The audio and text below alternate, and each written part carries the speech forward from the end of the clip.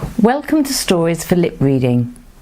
If you haven't used our website before, we suggest you look at our How to Use page before you begin.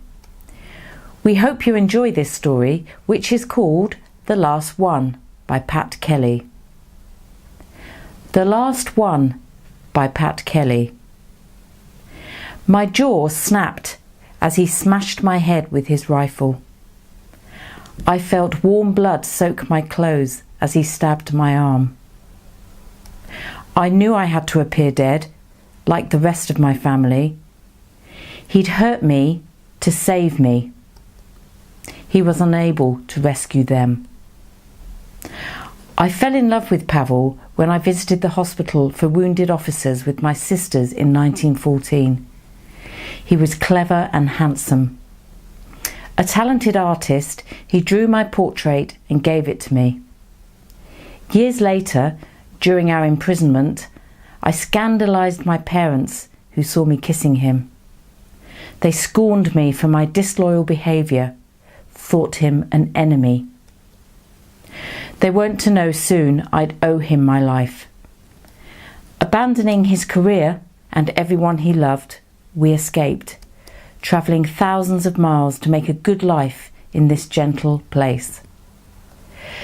The people took us into their hearts, accepted two strange and weary foreigners into their community without question. Our children were born there. They know nothing of our previous lives. The sea glistens in the distance, beyond our fields and pastures. The cows are gathered patiently by the gate. Pavel will never milk them again. Downstairs, our girls and their families are waiting. Last night, with our friends and neighbours, we walked him on his last journey, from the farm to the ancient chapel. It's the custom here. Melodious Irish voices sang the Catholic hymns and whispered the prayers of a religion which was not ours. We left him to rest alone in that holy place. Only I know his name, and only he knew mine. Here we're simply Paul and Mary, parents of 4 daughters. Our only boy died as a baby from the sickness of the blood. Today, father and son will lie together at last under the same kind soil. It's time. Straightening my hat, I take my best gloves from the drawer. The diamonds stuffed into the fingers spill out in a brilliant stream, sparkling like the icicles of my childhood. Some once encircled my mother's neck, where my chubby fingers played with them. I hide them under old newspaper clippings and photographs stored in a box. The cuttings are all about my family.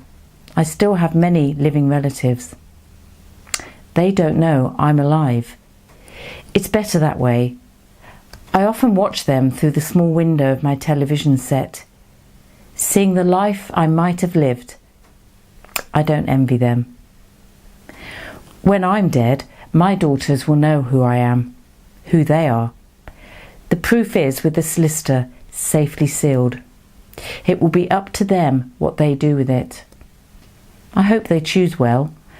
The documents show the terrible truth about that night of slaughter, the heroism of their father, and our journey here helped my friends and caring strangers. On top of the papers lie Pavel's drawings from 70 years ago, entitled The Grand Duchess Maria, aged 14, the last daughter of murdered Tsar Nicholas. I lock the box and go downstairs as Mary.